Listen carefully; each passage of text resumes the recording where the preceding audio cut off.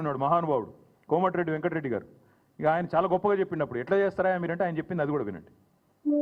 కాబట్టి మేము ఇచ్చిన స్కీమ్స్ చాలా ఈజీగా 100 రోజులలో అమలు చేస్తామని ఇంత ఈజీగా చెప్తున్నాం మేము.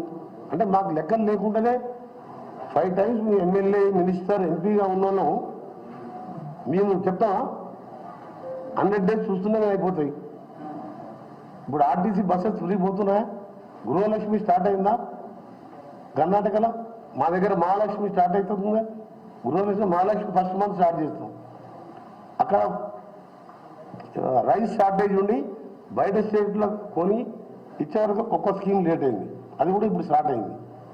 మా దగ్గర అన్నీ ఉన్నాయి కదా, ఇన్కమ్ పెరుగుతుంది. బతుకులు ఇచ్చే తెలంగాణ ప్రతి ఒక్కరికి 5 లక్షలు సొంత ప్లేస్ ఉంటేనేమో 5 లక్షలు, లేకుంటే ప్లేస్ ప్లస్ 5 లక్షలు ఫస్ట్ 100 daysలోనే అలాట్ చేస్తాం.